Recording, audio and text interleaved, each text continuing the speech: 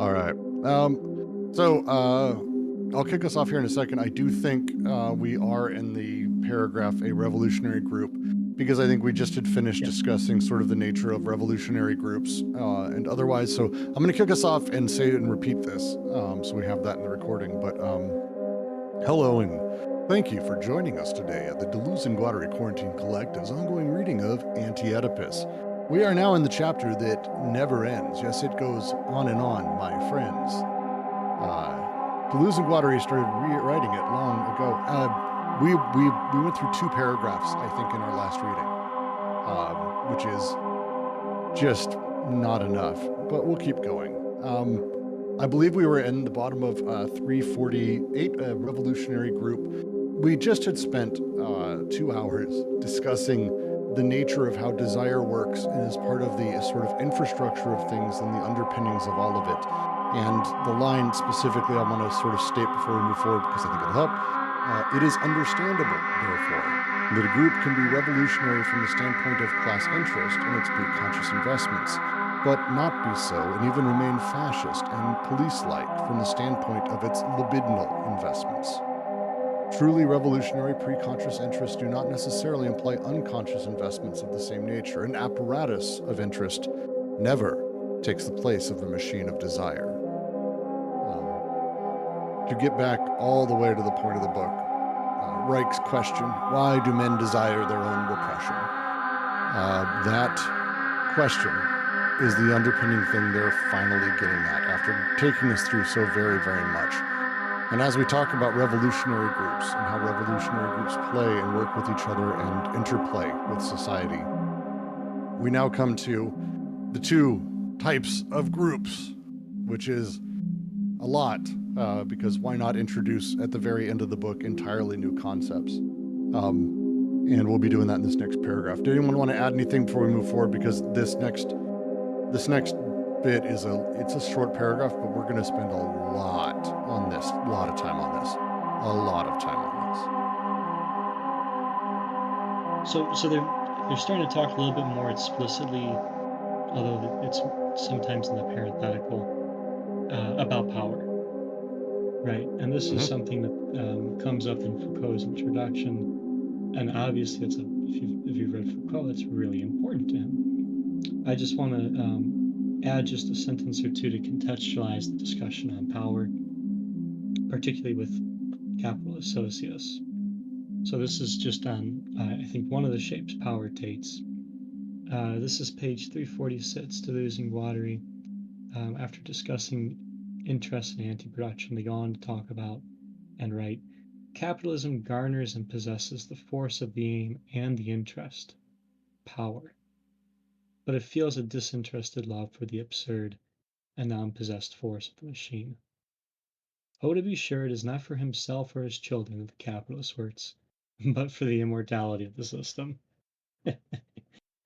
Putting aside that joke for a minute, I just want to make sure we keep that contextualization there. That one of the forms power is quite explicitly taking for them is in interest, right? Not just class interest, but as we talked about, kind of more like there's almost a teleological dimension of it.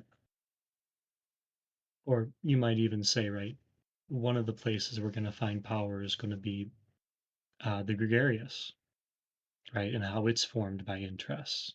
Yeah, I think it's going to be the next couple paragraphs are going to start getting into how we can really start thinking about not just as we have so far, sort of ourselves as this decentered subjectivity, but how our interactions with others and how the groups that we belong to. And there's a lot of layers of what that can mean. This is not just family. This is not just workplace. This is not union. This is just a multitude of different groups.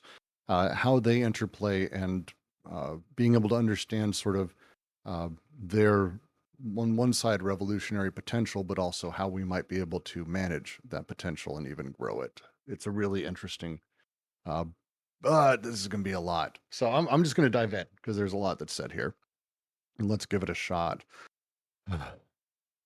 A revolutionary group at the preconscious level remains a subjugated group, even in seizing power. as long as this power itself refers to a form of force that continues to enslave and crush desiring production. The moment it is preconsciously revolutionary, such a group already presents all the unconscious characteristics of a subjugated group. The subordination to a socius as a fixed support that attributes it to itself the productive forces, extracting and absorbing the surplus value therefrom. The effusion of anti-production and death-carrying elements within the system, which feels and pretends to be all the more immortal. The phenomena of group superegoization, narcissism, and hierarchy, the mechanisms for the repression of desire. A subject group, on the contrary, is a group whose libidinal investments are themselves revolutionary. It causes desire to penetrate into the social field and subordinates the socius, or the form of power, to desiring production. Productive of desire, and a desire that produces. The subject group invents always mortal formations that exorcise the effusion in it of a death instinct. It opposes real coefficients of transversality to the symbolic determinations of subjugation, coefficients without a hierarchy or a group superego. What complicates everything, it is true, is that the same individuals can participate in both kinds of a group. Same individuals can participate in both kinds of groups in diverse ways. Saint-Just and Lenin. Or the same group can present both characteristics at the same time in diverse situations that are nevertheless coexistent. A revolutionary group can already have reassumed the form of a subjugated group, yet be determined, under certain conditions, to continue to play the role of a subject group. One is continually passing from one type of group to the other. Subject groups are continually deriving from subjugated groups through a rupture of the latter. They mobilize desire and always cut its flows again further on, overcoming the limit, bringing the social machines back to the elementary forces of desire that form them. Oh my. So there you go, folks, for those of you following along at home. You want to be the revolutionary potential, do what Alistair does. Yeah, Don't let anybody finish a sentence. Goddamn bot. I'm just going to disconnect him so we don't have that shit happen again. Actually, on the idea of finishing sentences. Now recording. What the Damn, fuck? he got me. He's got one sec. He broke my flow. There we go. He'll never bisect us again. God damn. Can you hit us with that footnote at the bottom, just because it goes into like the Yeah. diaspora and that? Yeah. And this footnote is at the very end of the paragraph. On the group and its rupture or schiz, see Jean-Pierre Fay's Éclats. Now recording. Okay, I am going to have to ban this bot. Like, what the fuck? How is it doing that? I don't know. I've told it to leave 4 times. It just doesn't listen. I will read from the footnote. I'm going to edit all this out anyway. Goddamn stupid bot. On the group and its rupture or schiz, see Jean-Pierre Fay's Éclats. Now recording. Wow. Fuck off, bot. All right. Apologies, everyone, for that. That's why I have my backup recording going anyway. Jesus. Let's see. On the group and its rupture or schiz, see Jean-Pierre Fay's Éclats. Change, number 7, page 217. Quote, what counts, what is effective, in our opinion, is not such and such a group, but rather the dispersion or the diaspora produced by their splinterings. Also, page 212 through 213, on the necessarily polyvocal character of subject groups and their writing. Thanks, right? I Yeah. thought it was kind of interesting after, we talked about division yesterday. I thought this was kind of an interesting thing kind of following that discussion. I mean, I'm not going to. We've had a lot of chats on the server, especially when we start talking about kind of what it means to be part of any sort of semblance of revolutionary, I mean, anything, I almost could say. Um,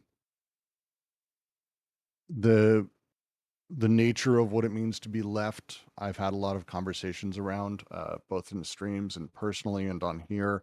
And it's an ongoing discussion we've had of what it means to actually be someone who wants to make change. And what is a revolutionary group? Sort of dogmatic standards. And again, I'm not talking about any particular theory. I'm just talking about sort of the dogmatic sort of sense of things, is that as long as you're anti-America, anti-imperialism, as long as you are something, you're naturally part of a revolutionary group, and that there's potential in there. Going all the way back to those who believe, like hardline Marxists, that the proletariat is naturally a revolutionary group, sort of in itself. And a lot of this has been sort of taking this on. This section, especially inside of this chapter, has been sort of taking to task this idea that any preconscious investment you may have, it may seem to align. And you can go back to the communists and the Bolsheviks all the way through to, fuck, how many online left groups ultimately show themselves to be hyper-fascist. It's a very strange thing. Is there revolutionary potential there? Well, it's presumed that there is, but maybe not. Maybe as they start here, and we'll just start making our way through this, a revolutionary group at the preconscious level remains a subjugated group as long as this power itself refers to a form of force that continues to enslave and crush desiring production. I was watching a video, just as an example of this. I was watching a video of someone who's fighting deeply for trans rights, but specifically is against drag queens because it doesn't follow gender norms, and got very, very upset when someone said that they didn't follow gender norms, and to them, they did. Their move is not a revolutionary one by nature. It is one of crushing desiring production. It doesn't matter what it may seem that they're sort of preconscious group, their preconscious revolutionary stances.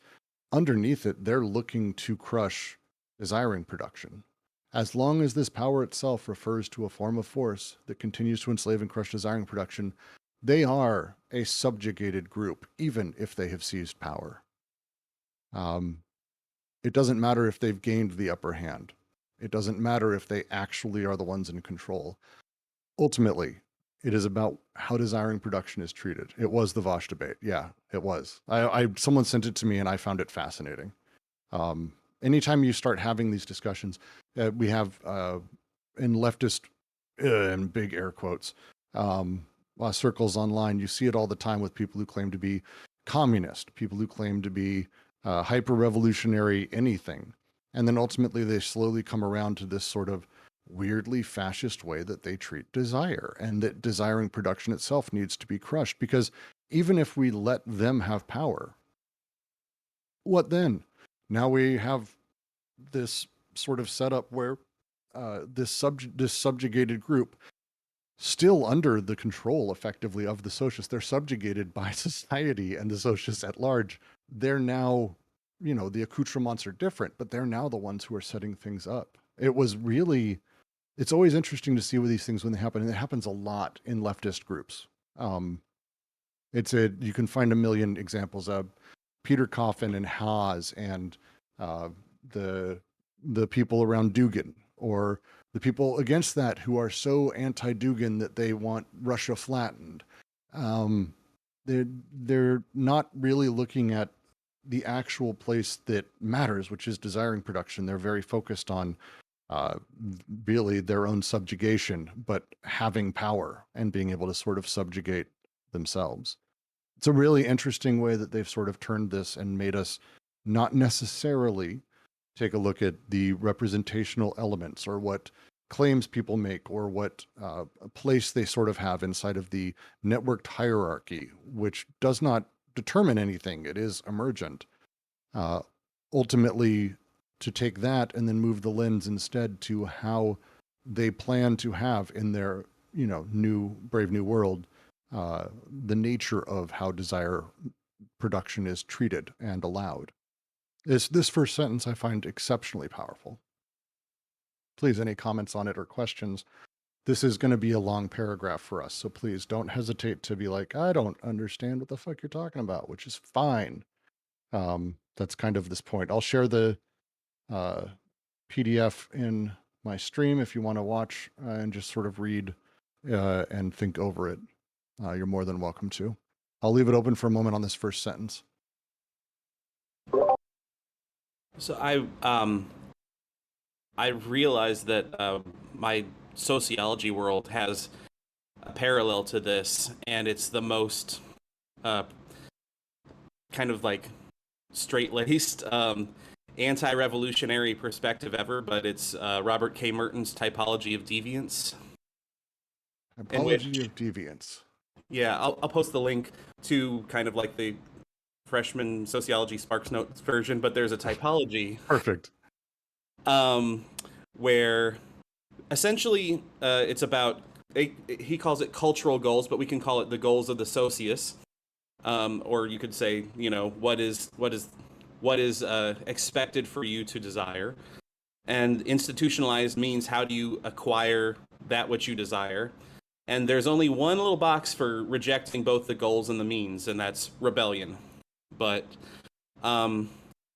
this is used by criminology students and people who study deviance as a social construct as a way of understanding how you might land into one of these boxes based on your social location and your position within the socius. And I just couldn't help but thinking, oh, there's 4 boxes for subjugated groups and 1, arguably, for the subject group. Yes. Yes. The rebellion group, I think, would be Merton's sort of take on that. I really like this. This actually is. I mean, I'm sure it's probably simple stuff to sociology people, but just looking over it, it's like, ultimately it is the challenge we have when a lot of us look at how do we make change is just being against a thing doesn't make you do anything new. You're still within the conditions that allow you to be against the thing, and you're fighting it directly. You're fighting Wall Street by adding a handful of regulations, but maintaining the overall capitalist structure. That's not revolutionary. Breaking down and saying that you're going to completely destroy all of it and you want nothing, that's also not an alternative. Desiring production still exists. How does it get modified and how does it work? So it's, instead of rejecting everything or modifying and accepting some of it, the question is building new, starting with new, and having new as all the different parts. I will look over this, but thank you. That's it seems apropos. Yeah, and I also wanted to say, like, Merton had nowhere near the same intention as Deleuze and Guattari. I think for the most part, Merton and the people who called themselves criminologists back then were focused on trying to find a way to get everybody into conformity, or at the very least retreatism, except that you can't actually have what you want. Well, I think you tend to find a lot of people in that kind of space or mindset are actually the ones who tend to be most overly honest. Freud very much was about that. Like, he wasn't a revolutionary person or fighting for revolution. He was very much about getting people ultimately to conform, but he gave us the understanding of libidinal desire. You could argue Adam Smith, God damn it, the guy who gave us the labor theory of value that Marx used. Ricardo, thank you. They gave us labor as an abstract concept. They were hardly anti-capitalist, because for a lot of people, this hyper cynicism and looking through the system that they have, they understand it so well that they're kind of like, oh, here are the things we need to avoid. And it's like, we can actually take notes from that. Like, we really can, because someone who's that melded into the system, you can find good shit. At least in my experience. I think too that we want to keep in mind how they're talking about this here, right? Because especially because they're taking the pains to try and, consider how and the Russian Revolution is definitely an easy, although sometimes very difficult to understand, example of this, right? How can a group be pre-consciously revolutionary, but unconsciously reactionary, right? So how can those things both be true? Um, I think one of the ways they're looking at that, right, is in some sense I can definitely see where you're coming from with the deviance thing there, right? Where it just so happens the people who um, aren't fitting the bots go and have their own special bots, right? I think too, though, we want to keep in mind that kind of we were talking about with the interest thing in that too, though, right? We want to follow this because it's I'll run. going to show us. I think I know where you're going. Do you mind real quick, Jack? No, go for it. So with Merton, and I've only read now a little bit. Merton does, I think, one of the things we've done in general is we like to talk about having new goals or new systems, and that's great. Like, sure, that's fine. But this is the preconscious revolutionary investments because they are goals. So even Merton's fifth box, which is about new goals and new means, where instead of conforming to the system, you are ultimately rejecting it in favor of innovation. It's not so much that, but it's even that you have new entire means of doing the thing. And it's not so much about rejecting your cultural goals, but actually about making new ones. This is, to them, they want us to take a step beyond thinking through the representational side of what capitalism is. That it's markets, or it's Wall Street, or it's how money works. And it's like, no, it's the machine overall is made of a ton of pieces. And one of the things that it does is it actually conditions goals. And goals condition what we do next. The way that we look out over the horizon of our immediate moment and plan things, and we aim. We say, oh, I'm going to be successful. I'm going to be this. I'm going to be a revolutionary. We're going to have a society with exactly this setup. We're going to do these things. These are paranoiac investments by nature. And this section is about that positive task of the identification of where you sit kind of on the gradient of the paranoiac to the schizo, the revolutionary to the reactionary, the very confirmed on one side to the other. So even with Merton's plans of saying, oh, we want new goals and new means, and that's what rebellion is, that's where they're saying, hold up, wait.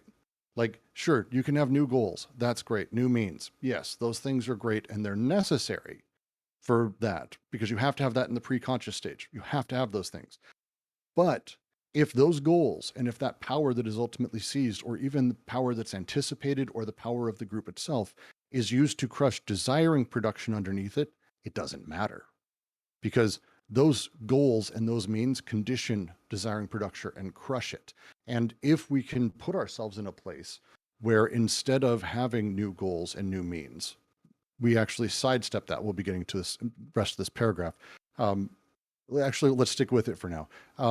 The subjugated group, through seizing power, as long as the power itself refers to a form of force that continues to enslave and crush desiring production, it doesn't matter. The moment is preconsciously revolutionary. Such a group already presents all the unconscious characteristics of a subjugated group. The subordination to a socius as a fixed support that attributes to itself the productive forces, extracting and absorbing surplus value therefrom, the effusion of anti-production and death-carrying elements within the system, which feels and pretends to be all the more immortal, the phenomena of group super-egoization, narcissism, and hierarchy, the mechanisms for the repression of desire. So they even take it a step further. You need to not utilize the socius and the way that basically desire production is not only crushed, but how representation sort of codes it and builds it and conditions it. You need to take a step back and look at how desiring production is treated under any group structure in any setup, because a subjugated group will always crush it. It will always crush it, and thus will always lead to repression, and thus will always lead towards inevitably fascism, because it's just a growth towards a paranoiac direction. And so they want us to get away from the idea of thinking through goals and means, even if they're new, even if they're exciting, if they're all different, and shatter the entire sort of paradigm of that and break away and go, what else can we do besides having goals and means? I would argue that's a lot of what they're saying, because this next part of the paragraph gets into that, where they talk about the subject group. It is a group whose libidinal investments are themselves revolutionary. It causes desire to penetrate into the social field, subordinate the socius or the form of power to desiring production. Productive of desire and a desire that produces, the subject group invents always mortal formations that exercise the effusion of its death instinct. It opposes real coefficients of transversality to the symbolic determination of subjugation, coefficients without a hierarchy or group superego. That's a lot of sentences. We'll break it down. We start through it. The subject group versus the subjugated. Subjugated group, I think, is a very useful term for this. The subject group is at large. It's a really interesting phrasing, which we can talk through later. But here it is not about the revolutionary potential of their preconscious, but instead the libidinal investments themselves. What desire actually desires, where the desire is attaching intensities, where it's moving and how it's going. That is the overall revolutionary potential that's actually happening there. This causes desire to penetrate into the social field. And they've talked multiple times about desire being actually dangerous for the socius if it penetrates to that level. And at this point, when you do that, it subordinates socius, the power, it subordinates the socius and the form of power, the space of representation, to desiring production. This flip is where you start having desire being primary and allowing it to flow and allowing it to have investments and seeing sort of what happens next. I have a theory of all of this and how it ends, but very specifically here, it is about the movement away from the space of the representation, of the subjugation, of the pre-conscious investments. Oh, I'm this group. Oh, I'm that, which leads to deeply awful, narcissist, hierarchical superegoization, as they phrase it, and instead moving us to a subject group, which is an amazing sort of turn of phrase of a group of subjects. Oh yes, almost like a multiplicity of individuals, but also growth, just like their desiring machines are underneath them. This hyper-emergent sort of group that is just dealing with desiring machines as it goes, and desire as it's produced, and its investments. It is productive of desire, and the desire that produces. The subject group invents always mortal formations, not immortal, that exorcise the effusion in it of a death instinct. They embrace the nature of change. They don't fight for a forever. They don't demand these concepts or representations or ideas that have total immortality. Instead, they hyper embrace the mortality of the things that they're making. Fuck the death instinct. We don't need it, kind of thing. It's an amazing set of paragraphs. Amazing set of sentences. Sorry. I'm still finishing my tea for the morning. It's been a long day. I just love this section. I fucking love this section so much. To me, it's an important distinction, because if you have a structure that you're looking to go into, if you have a adherence to any sort of power that still crushes desire production, repression is there. That's it. Like it's repression's there. You are not revolutionary. You are changing the current system and modifying it, but you're still there.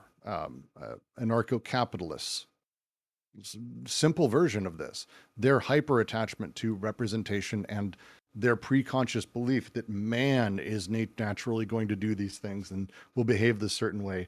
They talk about freedom, they talk about representation, they talk about all these things, but what they're actually sexually attracted to, their desiring machines are actually invested in, is strong men and power and ownership and having that or being a part of that.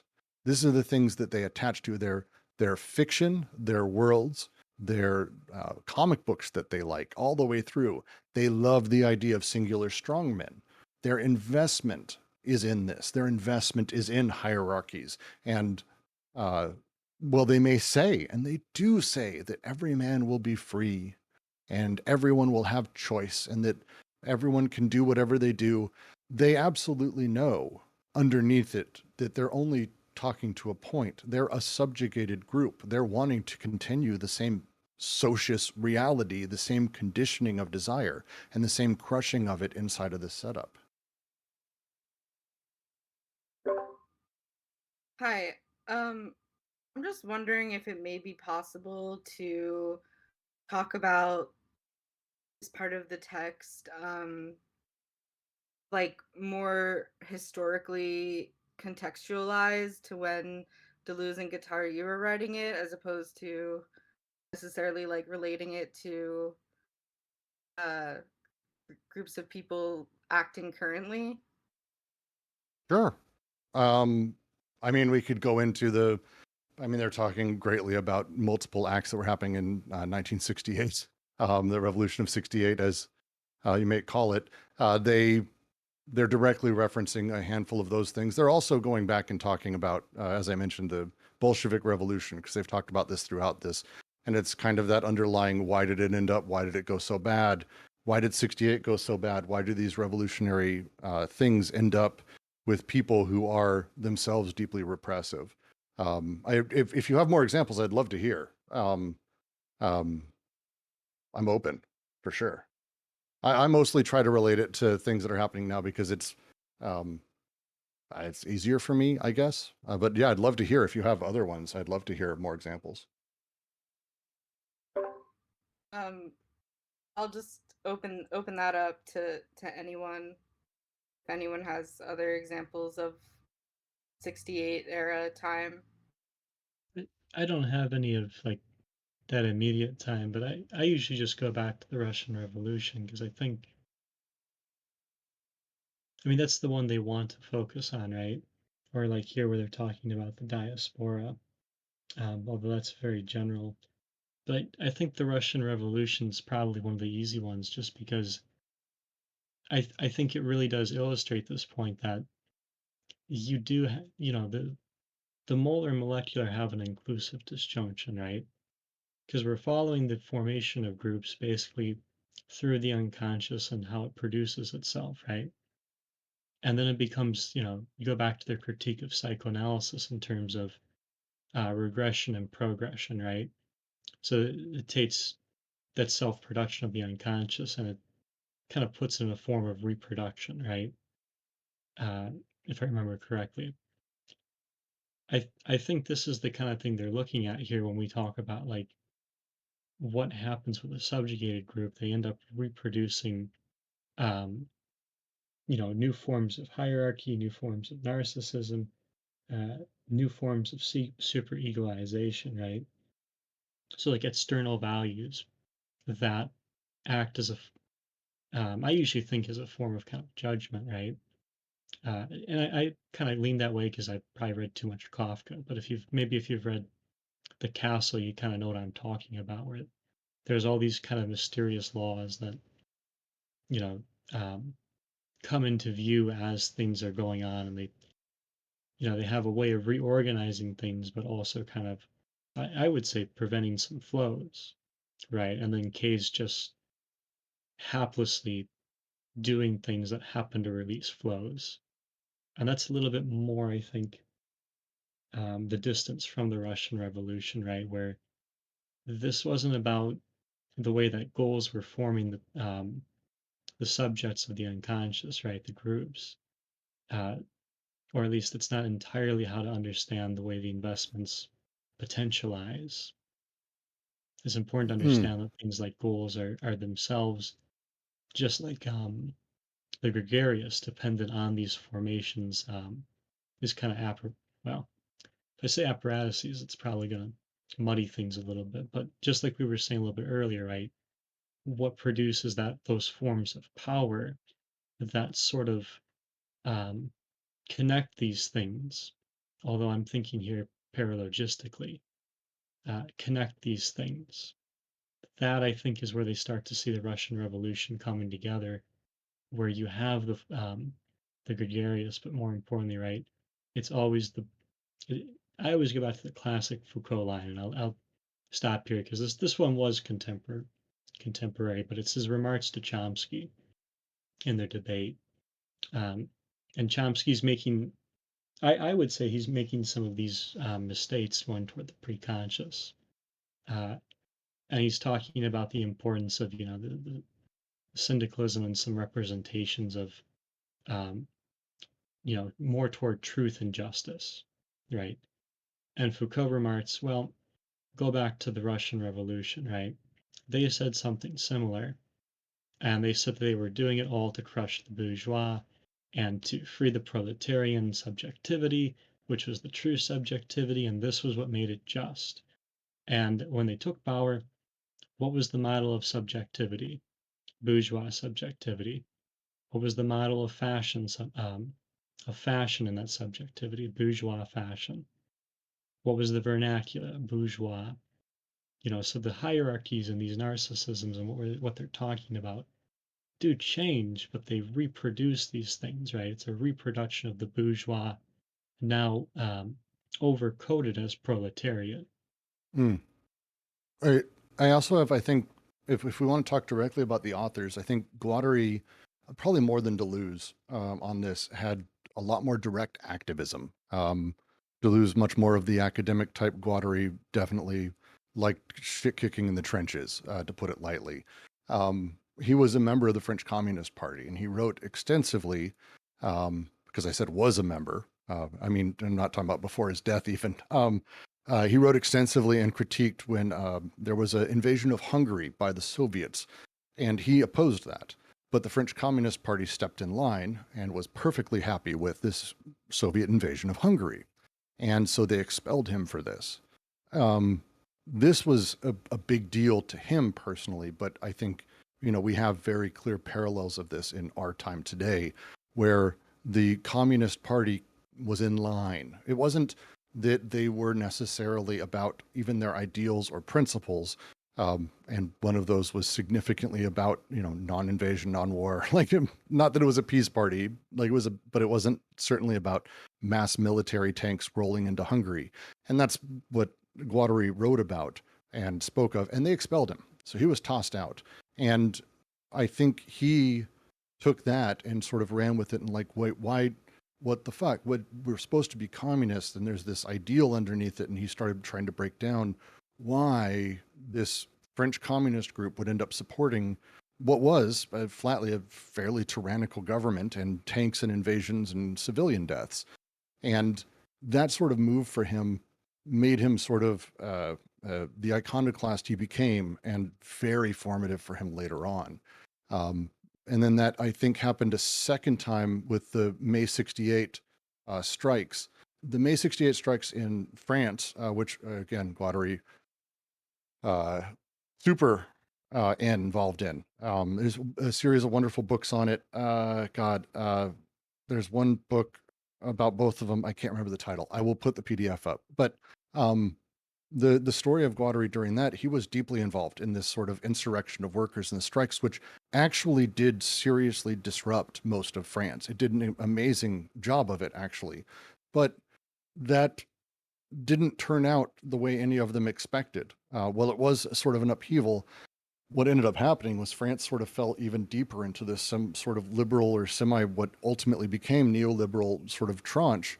And so why did they even do this? And he started to see that workers' movements, these very unique little bits all over France, were slowly being absorbed into the French Communist Party, which was being put in line with a handful of powerful interests.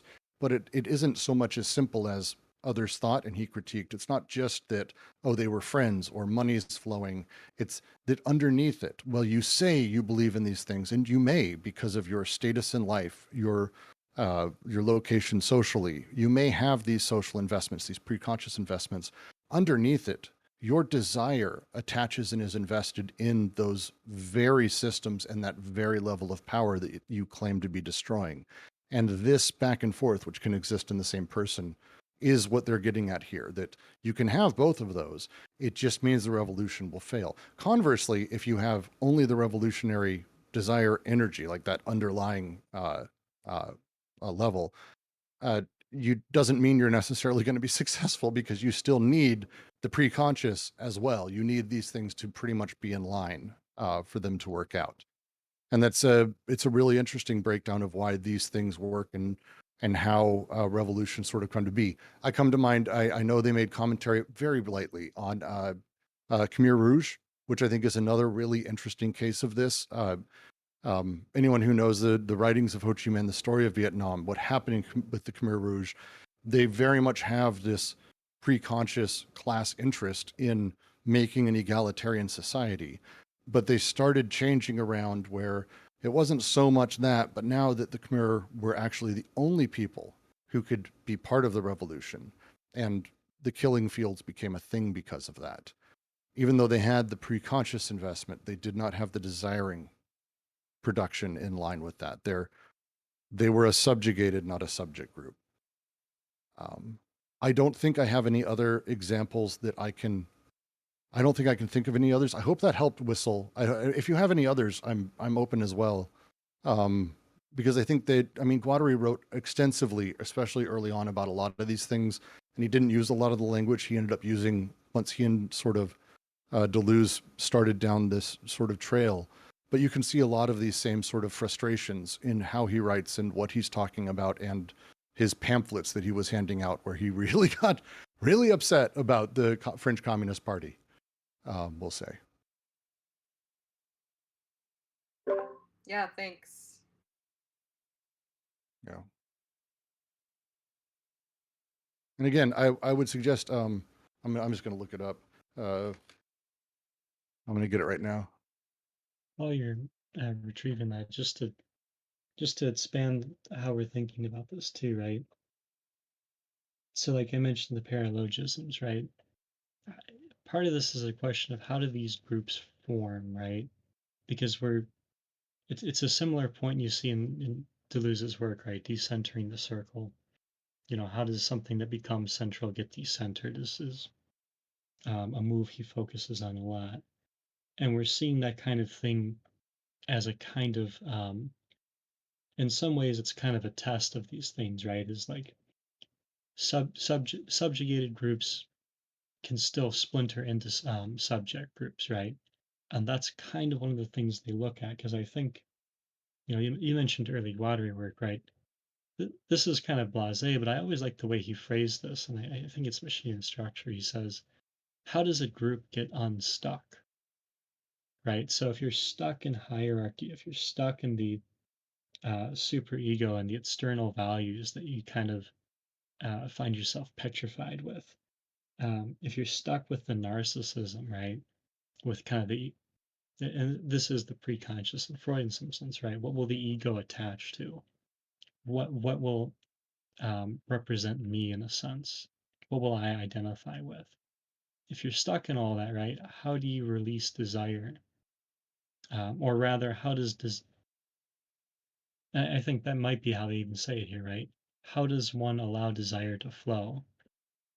I think that's kind of the critical thing here, right? Because to move that toward a conclusion, then, right, part of the way these subjugated groups form, like we were saying with the gregarious and that, and I use the Foucault-Chomsky example because, like, the bourgeois proletariat thing, I think, is a really easy instance to point at, where it's, we're going back to identification, right? What is the transcendent signifier? It's very often the bourgeois, the proletariat, right? The thing I am or the thing I am not.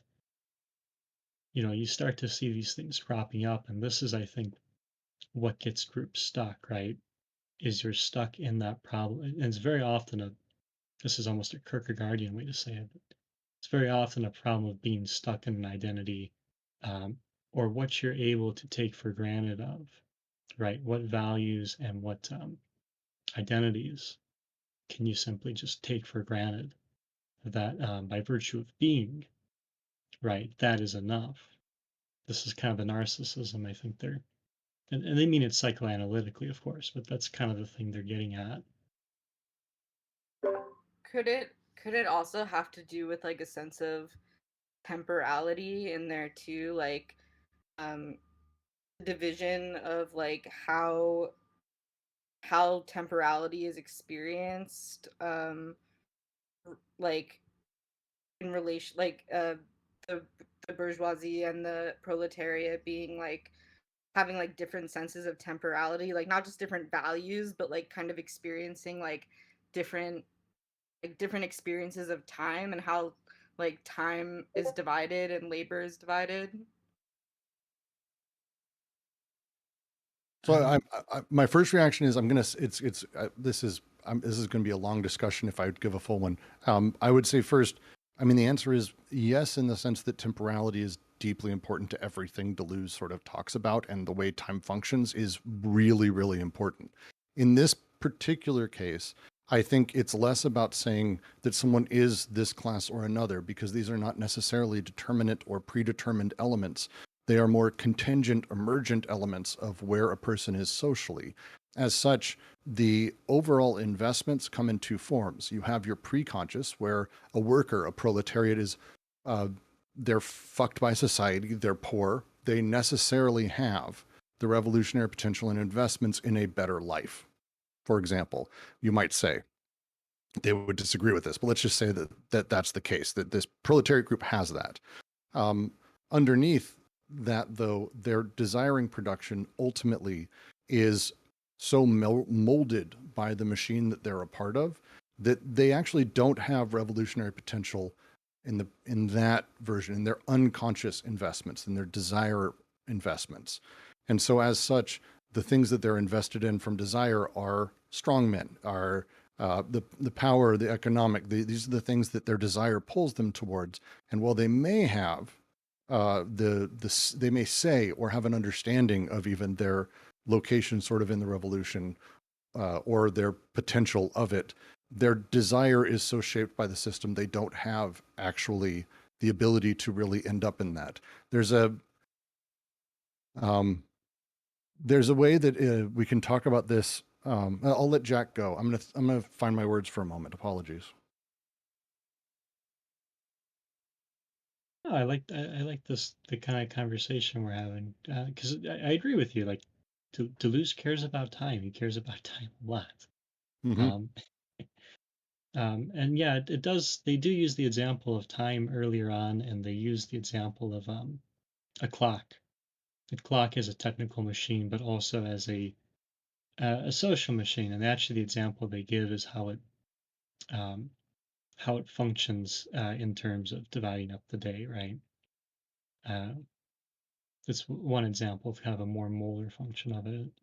And I think to answer your question, or at least to start to answer and carry on with this conversation the three of us are having, I I I tend to think that with temporality, right, it seems like temporality we find it as part of these processes of production.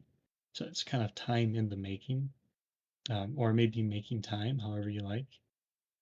But more importantly, right, it's that in the molar, right, I think that the way time is talked about is going to be, and the way time is kind of involved in production, right, it's going to be a time related where, like the kind of bourgeois or proletariat time we're talking about, it's especially with goals in that, I think we're going to be looking at time in that manner.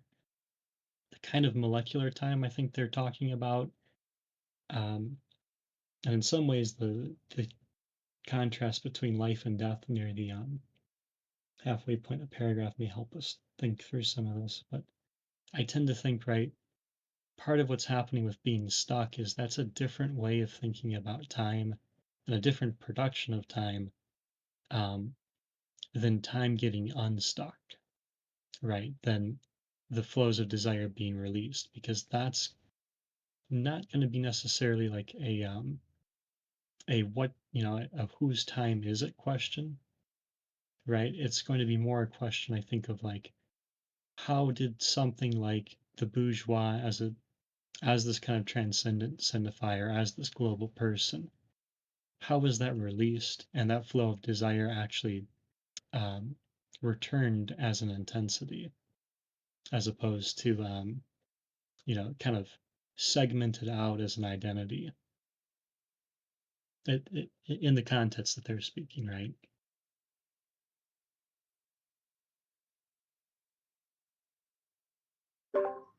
Yeah, for sure. Thank you. Yeah, this is one of those things that I think I could end up spending hours just talking about, because the way class is handled and shifts, and I'm not going to pretend that I fully understand this. This is my caveat, as I give quite often. Mostly I'm an idiot, so just if my talking helps you understand things, that's great. Don't ever think I'm talking the truth or know a thing more than you.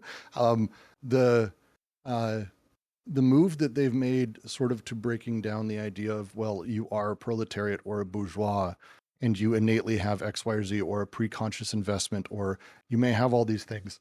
They've seen over and over. And I think, I mean, I, again, not to, I'm gonna bring up modern.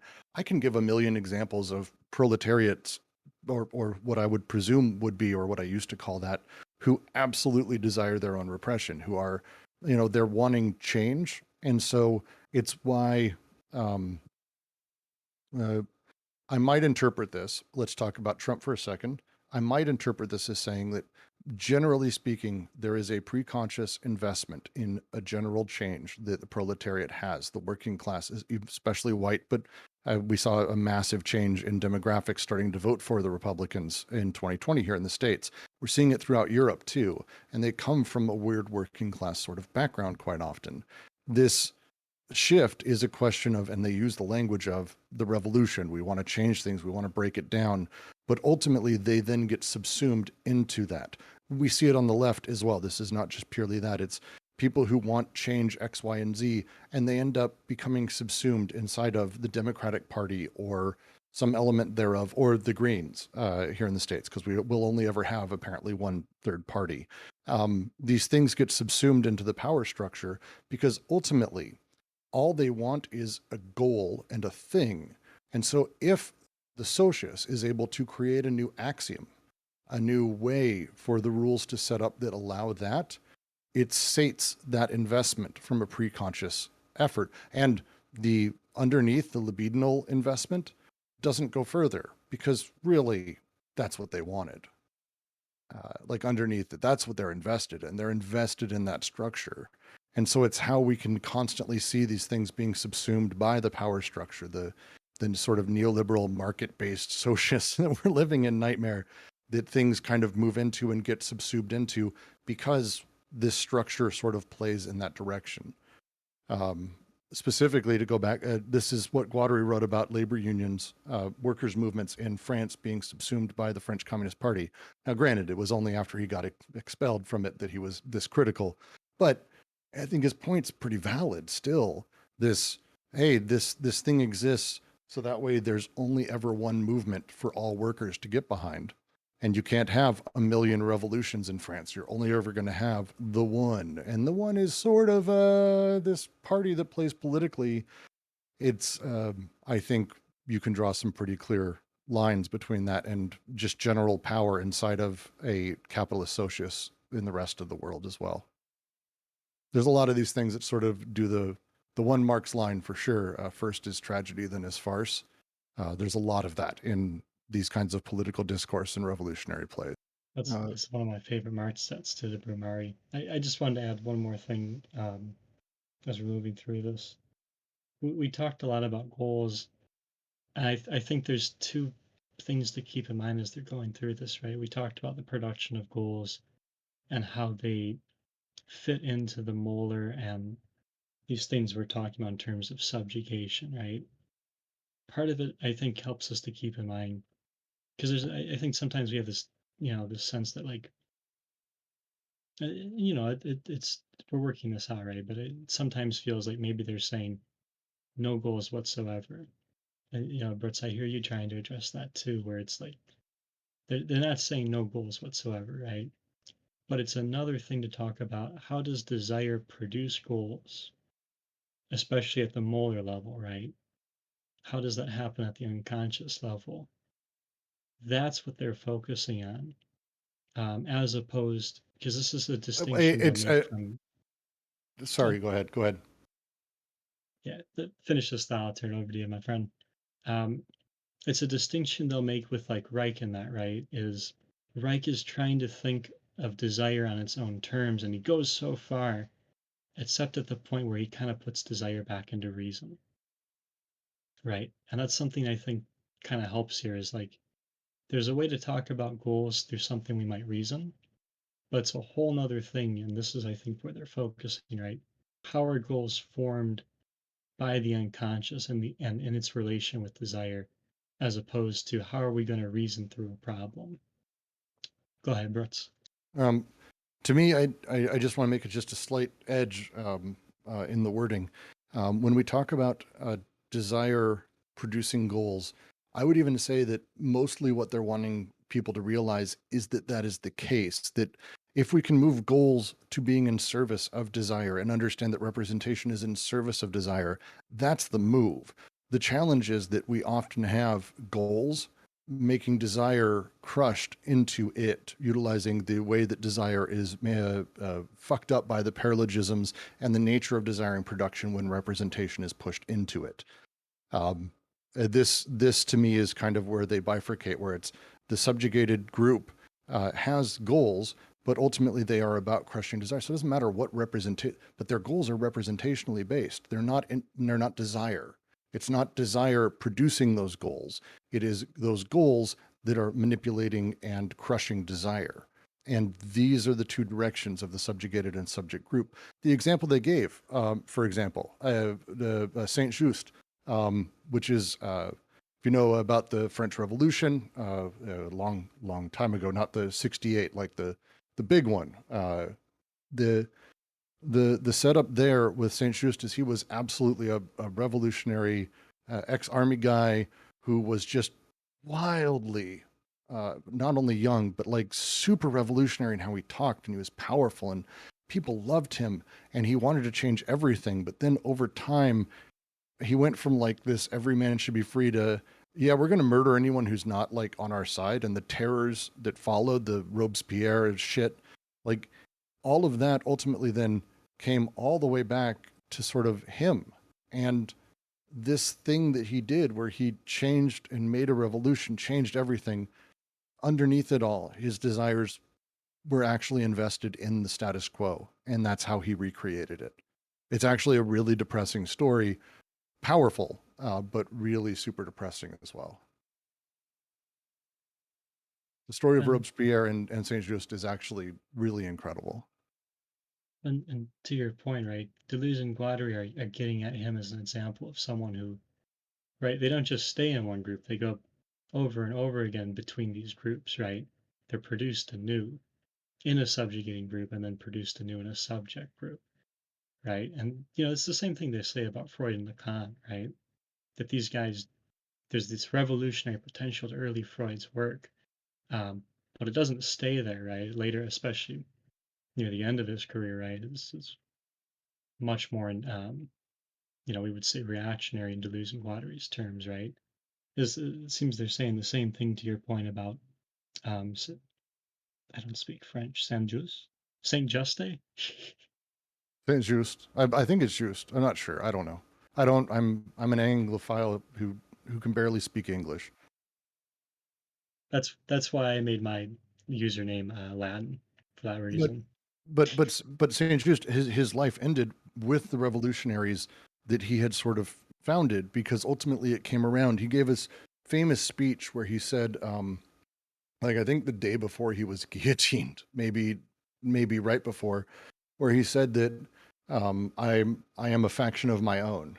I think something like that, where it wasn't even that he was even with anyone. I am a faction of one, and it was this like really odd polar opposite direction of where he had been about, you know, fraternity, brotherhood, and togetherness, and the change for man, and then just the shift over his life, incredibly short life, is powerful, and but very much in this direction that they're talking about.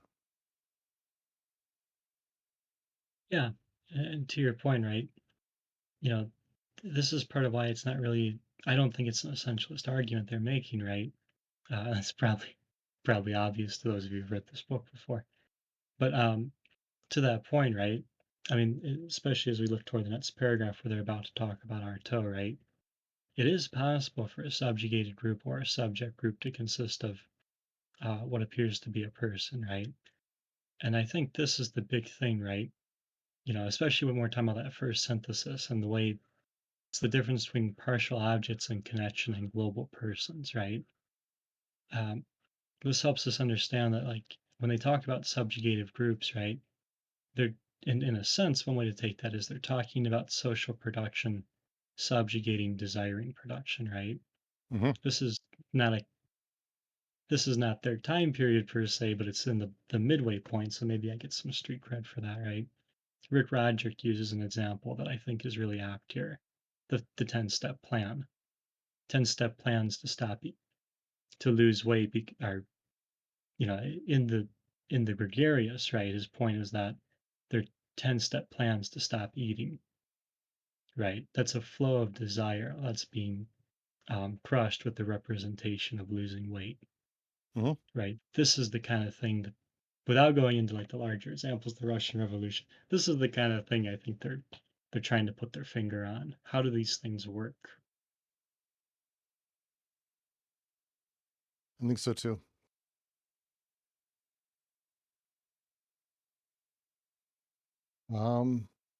Do we get through this paragraph? Jesus. No, not yet. I mean, we did talk through most of this.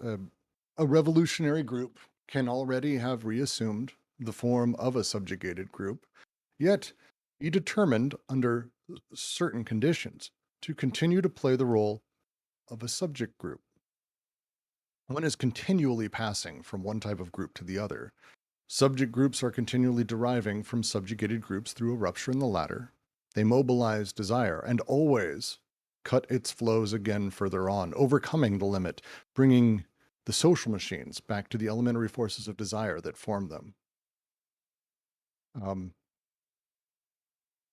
Subjugated groups are not hopeless. Like, this is not, again, to go back with, this is not a, oh no, the bourgeois aren't a place, they're awful, and the proletariat's where we have to find hope. And it's not saying, no, the bourgeois is where we find hope and the proletariat's not. That's stuck inside of the space. Step back and realize, one, that people move back and forth sort of from all the groups all the time, but that revolutionary groups can actually have come from the subjugated groups, um, because under certain conditions they can play the role of subject groups. Because again, the desire is conditioned and it's hyper contingent, and how. And so the question is, what is the arrangement of things that enables this? How is this working? How do we enable this? As they say, one is continually passing from one type of group to the other. Subject groups are continually deriving from subjugated groups through a rupture of the latter. They mobilize desire and always cut its flows again further on, overcoming the limit, bringing the social machines back to the elementary forces that desire that form them. This is the how we produce subject groups. They're constantly being the ones who split off, who break, who add these other things, who become sort of the ones who overturn the subjugated groups, and they become subject groups in that. They move through them very quickly, back and forth. It's, again, they said early on, this entire section is about sort of the two poles, the paranoid and the schizophrenic, and the movement between them. You're going to see this in everything. That there is nobody who is, none of us are just on one side of the pole. It is an oscillation, and we are moving between them almost at all times. That's true of being in a subjugated or subject group. Like, we're moving between them. This is the nature of, as they've described, capital. Like, this is how capitalism works. It's about constantly finding that edge and then subsuming it and then building. It does that through these groups, but there's potential, there's move here. And that's kind of this next paragraph that talks through that. Any questions, any thoughts on any of this? This has been a lot. Oh my God, one paragraph and we're 70 minutes. Okay, good. That's great. I'm excited for that. This is why I get out of bed in the morning, man.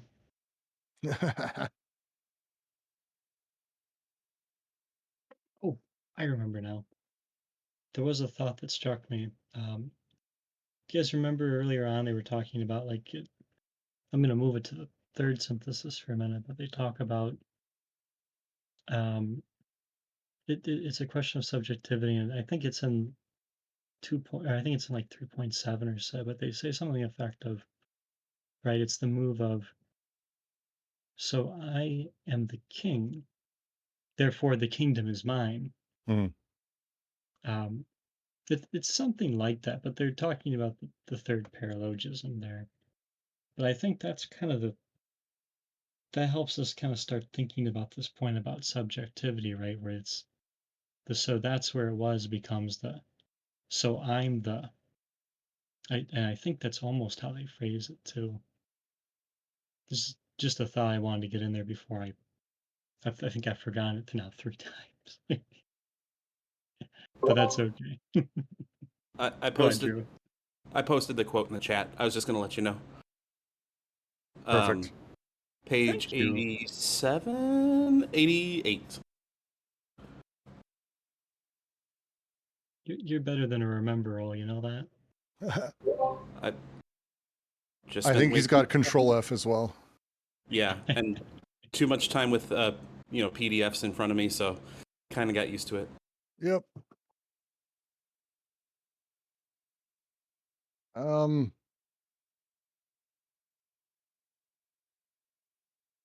want to read a little bit from Holland before we move on, because I like his sort of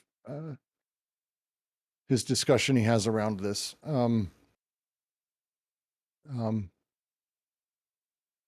Ultimately, this comes from the critique of dialectical reason, the idea of subject groups and subjugated groups. This distinction leads back to the difference posted in the fourth theses of schizoanalysis between the two poles of libidinal investment, schizophrenic and paranoiac. Subject groups are characterized by unconscious investments of schizophrenic form, while subjugated groups operate according to preconscious investments of paranoid form. Generally speaking, subject groups pursue unconscious revolutionary breaks, while subjugated groups only manage preconscious ones, even when they are successfully bringing about a revolution. But a given group can also alter its mode of functioning, passing from subject group to subjugated group and vice versa. For this reason, Deleuze and Guattari insist on distinguishing between the form of libidinal investment, paranoid or schizophrenic, and the actual historical impact of group activity. A group can indeed produce revolution even as its form of investment oscillates between schizophrenic and paranoid, or evolves, as happens from one to the other. However, only a consistently schizophrenic investment will sustain an unconscious revolutionary break, multiply resonances and effects, and produce a permanent revolution. We're going to be getting into that here, and I want to make sure that we sort of Holland says a lot of things very nicely that help me at least get through paragraphs that are exceptionally dense.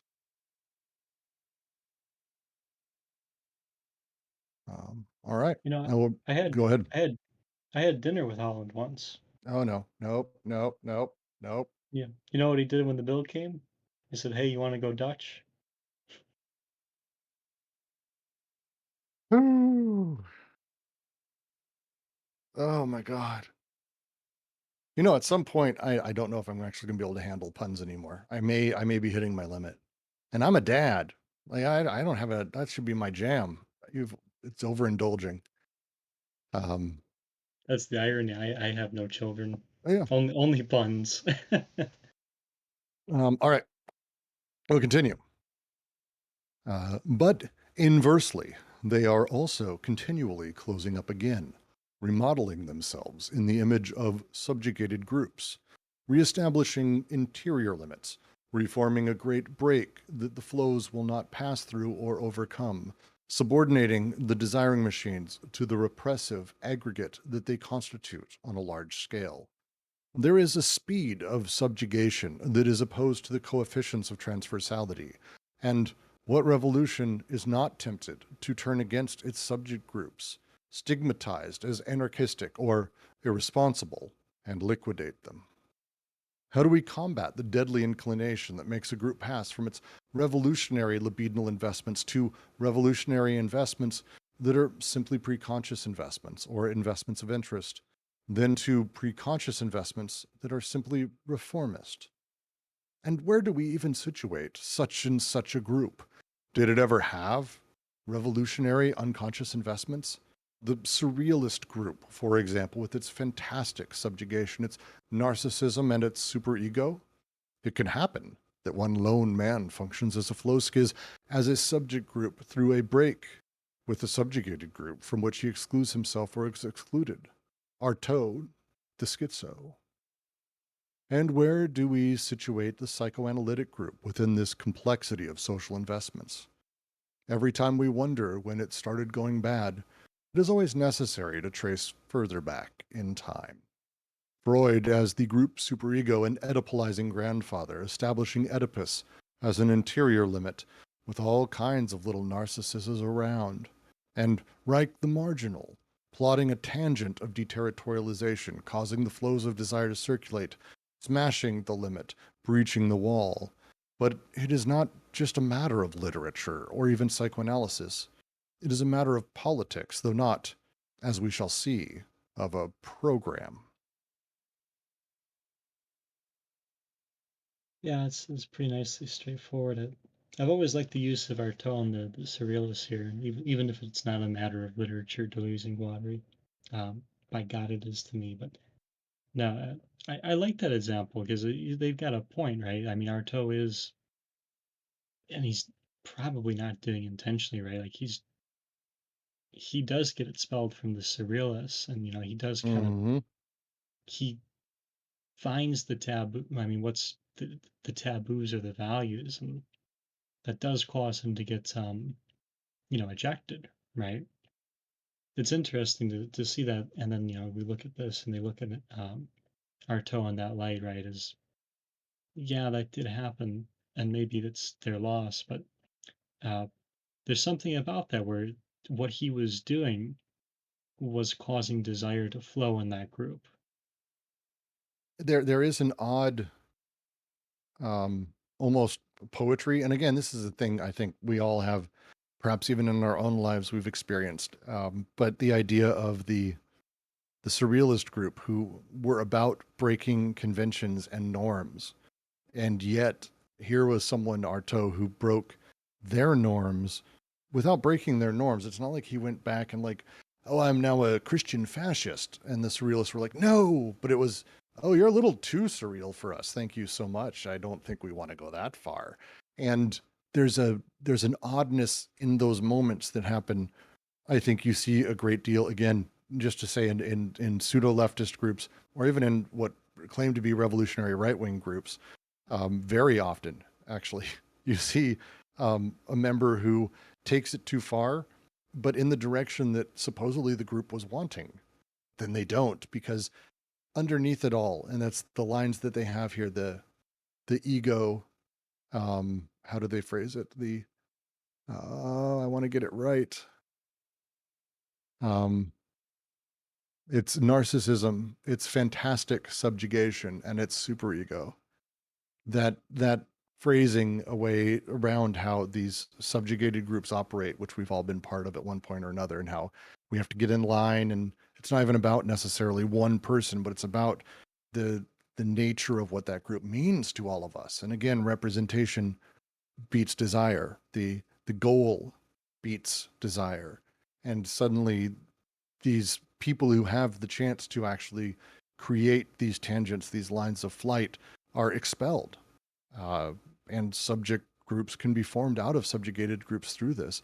Freud, I think, is a fantastic example of this. They go hard on it as like, what a dick. He's doing all these things, this hyper superego. But again, this is his nature. He gave us libidinal energy as an abstraction. Now, granted, he did all this other shit too. I'm not like fighting any of that, but there's a really interesting sort of way that people move in and out of these groups and how these groups play and how the social pushes push us towards these things. Calling Reich the marginal, I like, that's heartbreaking. like that's heartbreaking to read. It's true. It's absolutely true. But like Reich genuinely started out as anti-psychiatry, anti-psychoanalysis, wanting to change it all, and ultimately did kind of come around to this marginal, semi-revisionist version that, again, though, had breaks that D&G were able to run with. And they probably have some in here that they don't even realize that other people are running with other things. This is this sort of nature of subject and subjugated groups. We're always flowing in and out of all of them. I just love the way that they phrase it in here. Yeah, that's how I think of it too, right? Flowing in and out, we're constantly being remade, right? Mm-hmm. And the Artaud one I've always liked, because I think one of the arguments was like, he wouldn't say he was like a Marxist or whatever, right? So they were like, dude, you've got to be a Marxist if you're going to be one of those. Like, you've got to, Yeah. and this is the narcissism, right? You've got to say, I am a Marxist.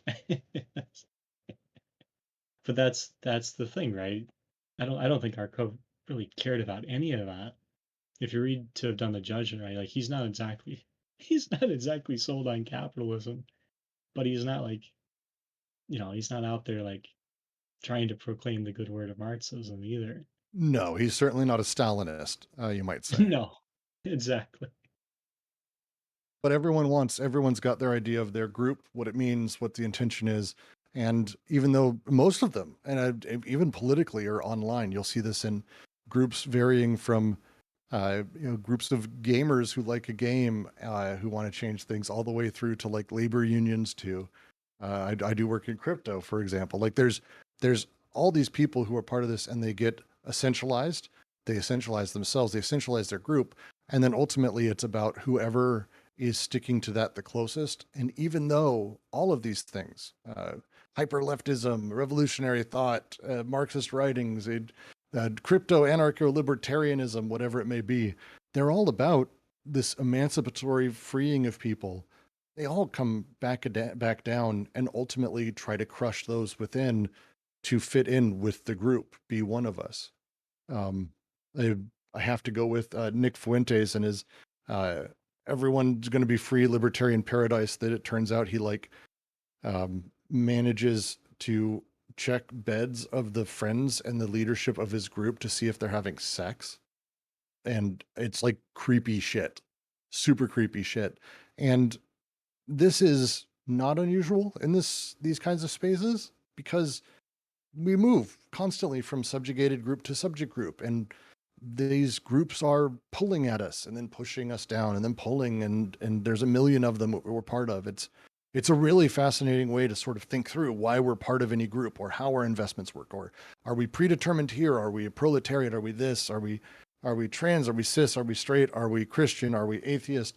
And what that means. As someone who sort of, in the early 2000s was part of the new atheist movement, and I couldn't be sadder about that now, but hey, it was what it was. There was an intention of getting out from under the boot of like a totalitarian oppression, but all that got replaced with is like other totalitarian oppression. It's a very strange system, and it's how this works. It's fascinating. I do want to get to the next paragraph. Is there any questions on this from anybody, please? It's a long paragraph, but it is a good one. It's a little bit more of a straightforward. There's a handful of lines in here I do want to go over, but this next paragraph is fairly straightforward. The task of schizoanalysis is therefore to reach the investments of unconscious desire of the social field, insofar as they are differentiated from the preconscious investments of interest, and insofar as they are not merely capable of counteracting them, but also of coexisting with them in opposite modes. In the generation gap conflict, we hear old people reproach the young, in the most malicious way, for putting their desires, a car, credit, a loan, girl-boy relationships, ahead of their interests, work, savings, a good marriage. But what happens to other people as raw desire still contains complexes of desire and interest, and a mixture of forms of desire and of interest that are specifically reactionary and vaguely revolutionary? The situation is completely muddled. It seems that schizoanalysis can make use only of indices, the machinic indices, in order to discern at the level of groups or individuals the libidinal investments of the social field. Now, in this respect, it is sexuality that constitutes the indices, not that the revolutionary capacity can be evaluated in terms of the objects, aims, or the sources of sexual drives animating an individual or group. Assuredly, perversions and even sexual emancipation give no privilege as long as sexuality remains confined within the framework of the dirty little secret. It is in vain that the secret is published, that one demands one's right to be heard. It can even be disinfected, treated in a psychoanalytic or scientific manner, yet thereby one stands a greater chance of killing desire or of inventing forms of liberation for it drearier than the most repressive prison, as long as one has not succeeded in rescuing sexuality from the category of secrets, even if public, even if disinfected, i.e., as long as it had not been rescued from the Oedipal narcissistic origin imposed on it as the lie under which it can merely become cynical, shameful, mortified. It is a lie to claim to liberate sexuality and to demand its rights to objects, aims, and resources, all the while maintaining the corresponding flows within the limits of an Oedipal code. Conflict, regression, resolution, sublimation of Oedipus. And while continuing to impose a familialist or masturbatory form of motivation on it that makes any perspective of liberation futile in advance. For example, no gay liberation movement is possible as long as homosexuality is caught up in a relation of exclusive disjunction with heterosexuality, a relation that ascribes them both to a common Oedipal and castrating stock, charged with ensuring only their differentiation in two non-communicating series, instead of bringing to light their reciprocal inclusion and their transverse communication in the decoded flows of desire, included disjunctions, local connections, nomadic conjunctions. In short, sexual repression, more insistent than ever, will survive all the publications, demonstrations, emancipations, and protests concerning the liberty of sexual objects, sources, and aims, as long as sexuality is kept, consciously or not, within narcissistic, Oedipal, and castrating coordinates that are enough to ensure the triumph of the most rigorous censors, the gray gentleman mentioned by Lawrence. There's a lot said here. There's a lot said here. I want to talk about sexuality. I think it's important because one of the issues that I've seen a lot of people have, and I had too, is I took that word to mean quite literally my sexuality, hetero, straight, bi, pan, whatever it is. No. We're talking about sexuality and desire and connective. Sexuality being everywhere. Sex is everywhere. The underlying line that they've made that I've always loved is under Hitler's regime, the people were actually aroused by the speeches and by the flags and by the tanks and by everything. Underneath, the bureaucrat with his fingers fondling folders and running across keyboards. That is sexual. These things are sexual. And it's not about fucking. Fucking is an aspect of that. But sex itself, and this is, to me, an important facet, sex itself is not one entity, two entities becoming one, and it's not even between two entities. Sex is about all of them. You are many, many entities. And whoever you decide to actually have sex with, you're not just one person having sex with one person, happy day, boring.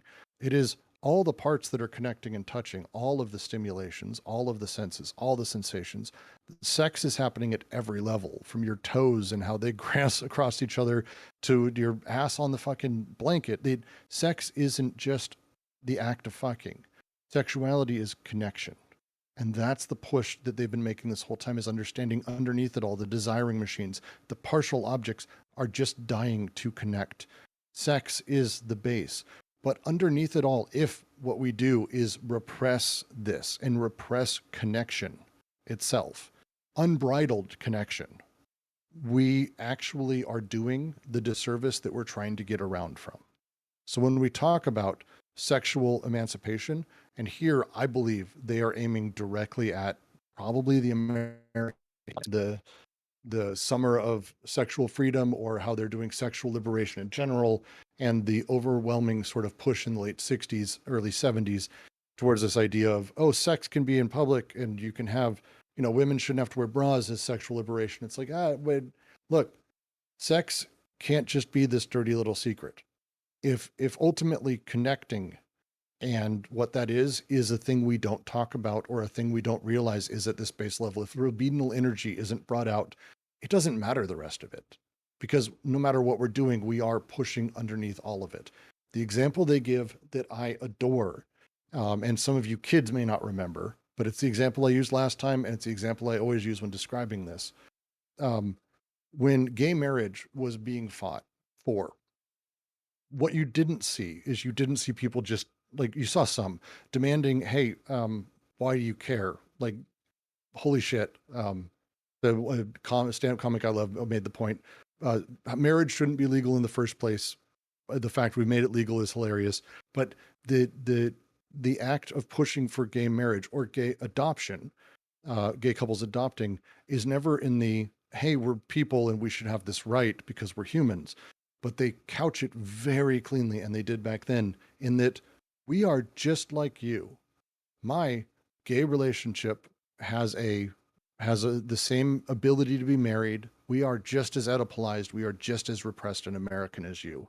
And it was couched like this. It worked in the long term, but this liberation, as long as we are still caught up in relationships with the disjunction with heterosexuality, the freedom of homosexuality is just a step, and then bisexuality only in the disjunction with heterosexuality.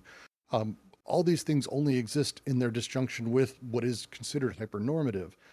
No, we need to break out of the Oedipal repression, and we need to understand that sex is everywhere, and that these connections are everywhere, and that we don't need to justify, we don't need to hide, and we don't need to keep these things secret. The task of schizoanalysis underneath it is to understand the in-sexes, all the sex that is happening, not just who you're fucking. This is not what they mean, but it's the drives, the investments, the libidinal push, the sexuality that is making people do the things they do, what they're connecting with. And that is the thing we need to get to. But we can't just look at it.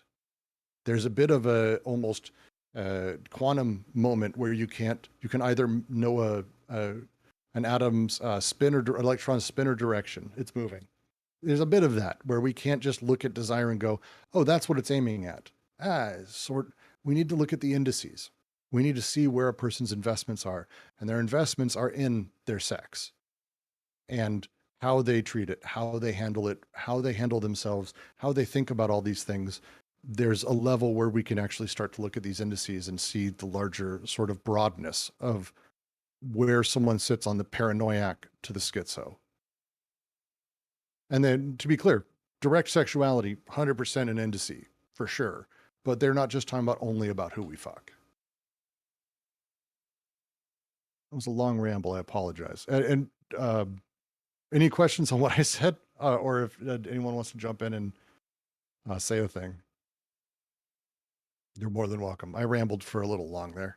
This is one of my favorite paragraphs because of it gets at that sort of understanding the multiplicity we are and how it connects, not just with others, but with what we consider to be ourselves in one, and with those around us and those we care for, and even you guys and my keyboard and the server and everything we do. These things are important.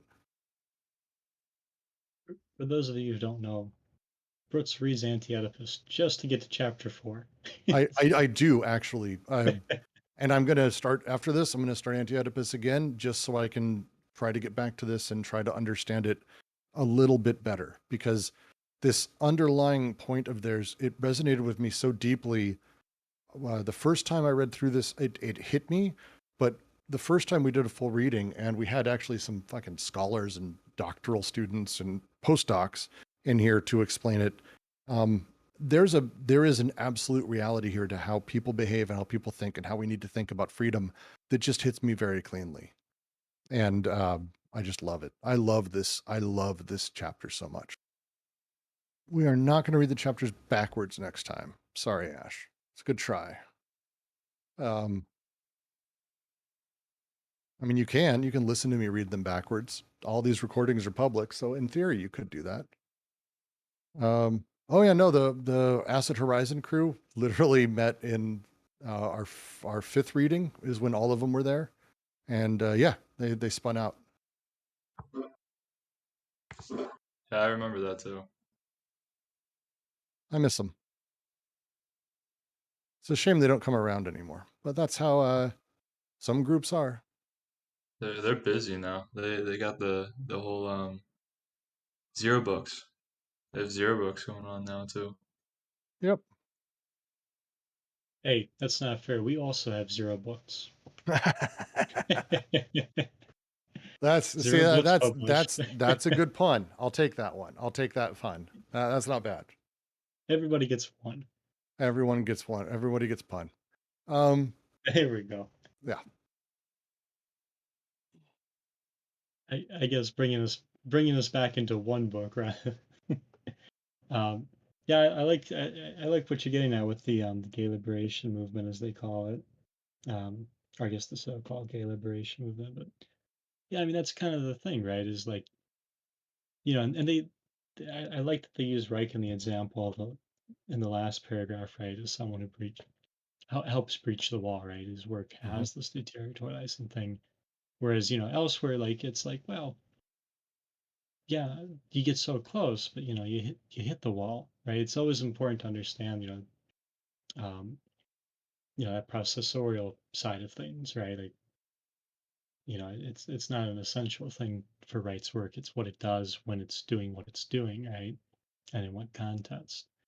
And it's a similar point for the gay liberation movement, right? Is like, um, there is a marginality. It's similar to psychoanalysis when Freud's writing, right? I mean, in some ways still today in the US, right? And that's the thing, right? Is like, or you look at the Artaud example, right? In some ways, these things are pushed to the margins, right?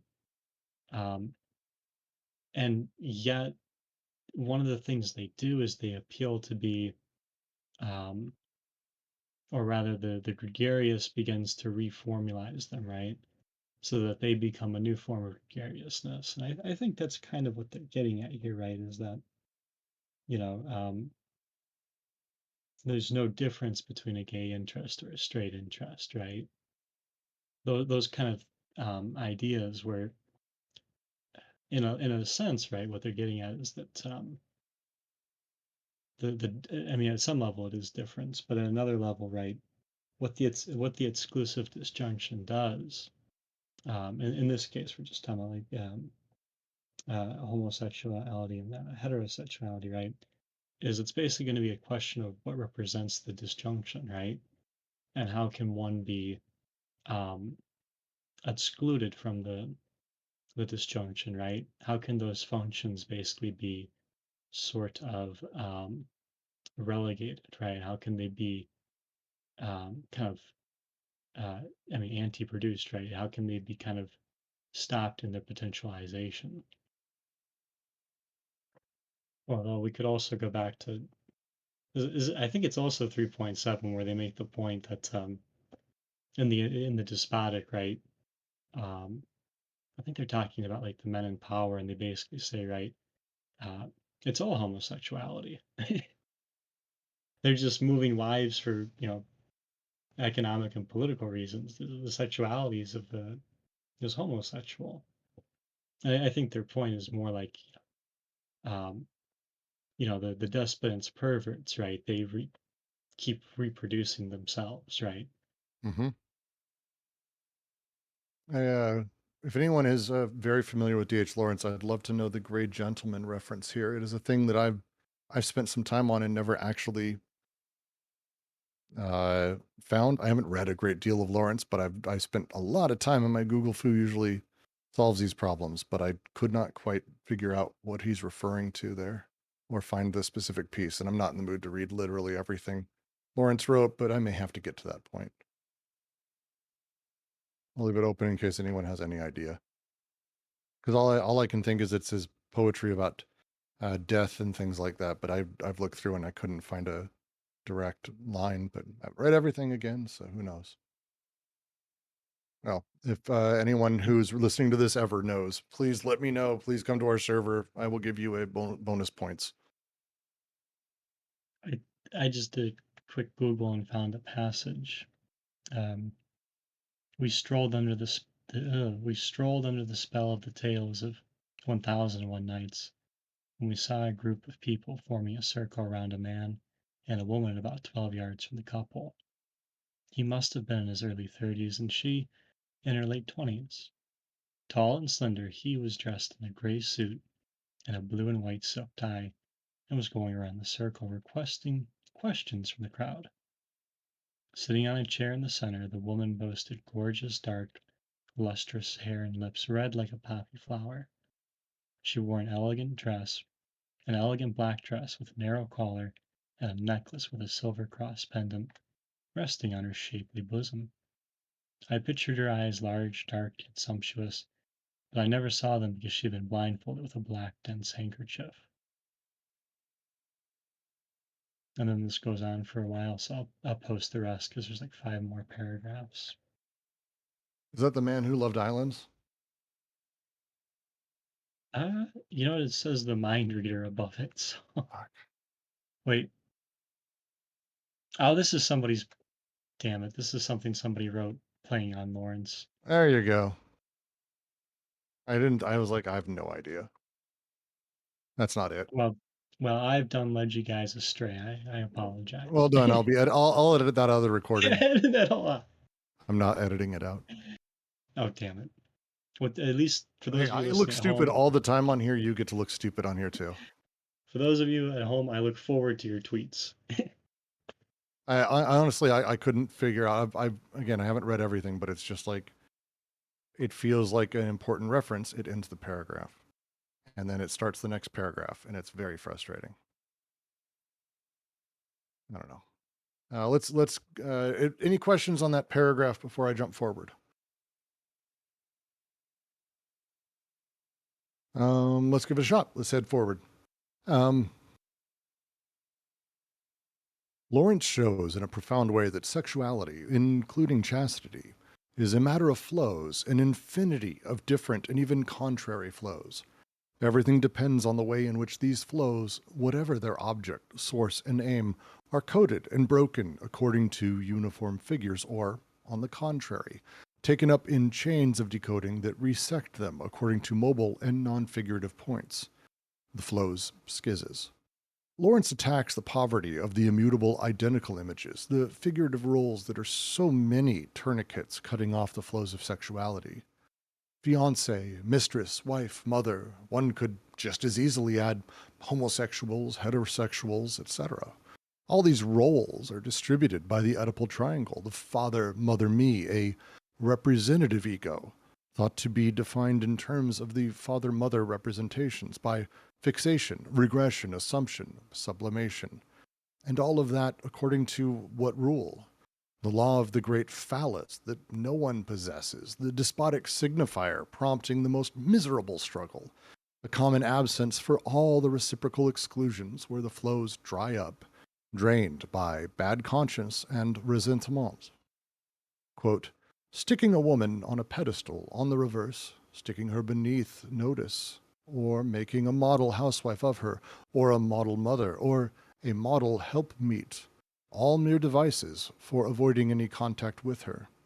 A woman is not a model anything. She's not even a distinct and definite personality.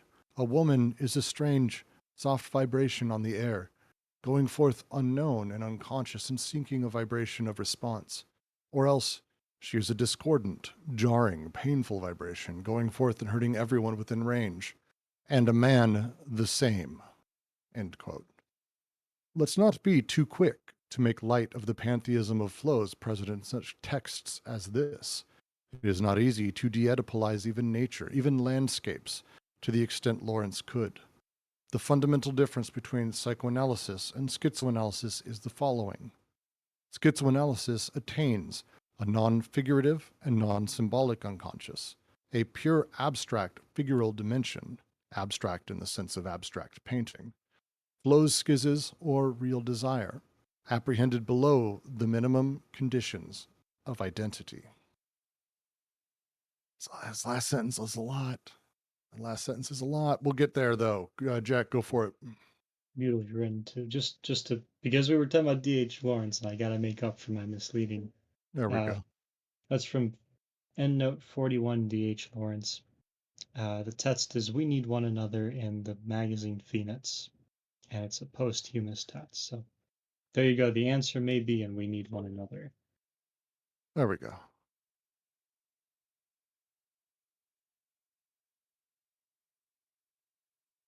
It's a really beautiful piece. We read a bit of it last time. And so with men and women, it is in relationship to one another that they have their true individuality and their distinct being in contact, not out of contact. This is sex, if you like, but it is no more sex than sunshine on the grass is sex. It is a living contact, give and take. The great and subtle relationship of men and women, man and woman, in this and through this, we become individuals. Without it, without real contact, we remain more or less non-entities. He then goes on to actually not necessarily give a shit about the term man and woman. It's poetic. I adore this piece quite a bit. Because of that last bit that he has there, everything. It's just a really well-written piece. A woman is a strange, soft vibration on the air, going forth unknown and unconscious, seeking a vibration or response. Or she's a discordant, jarring, painful vibration, going forth, hurting everyone within range.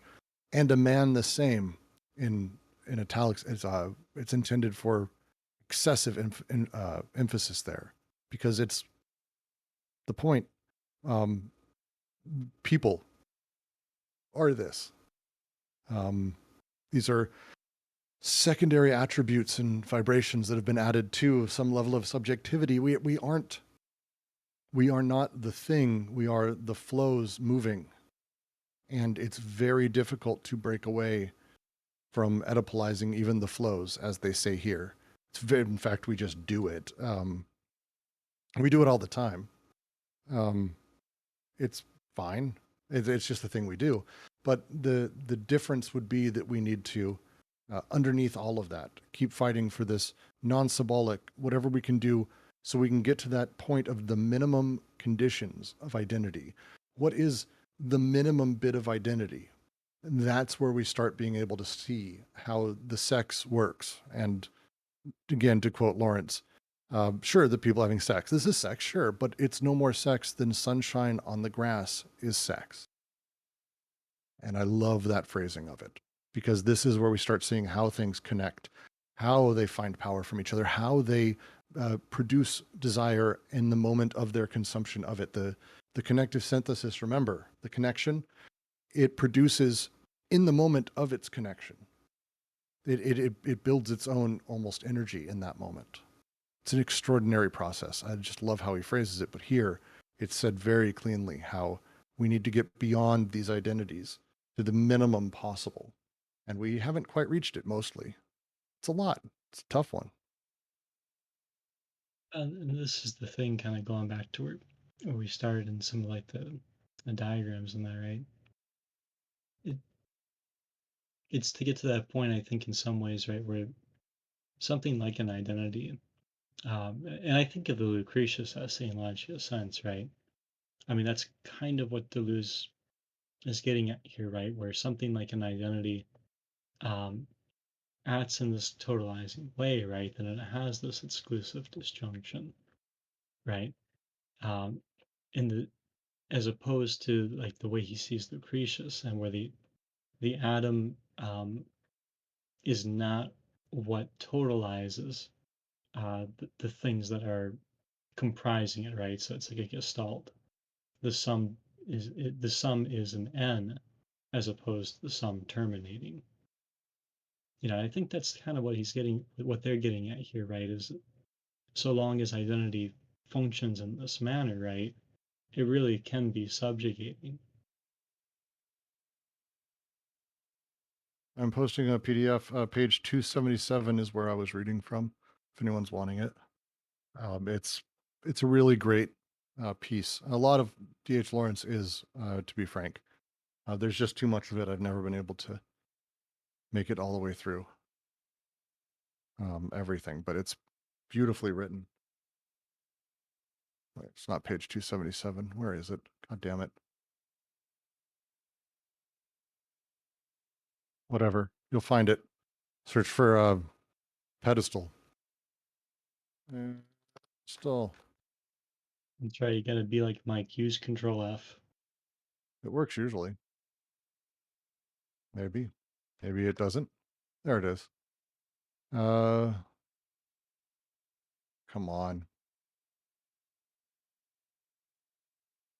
I think it's page 300 actually. No, it is 299. That's close, not 277. I need to change that.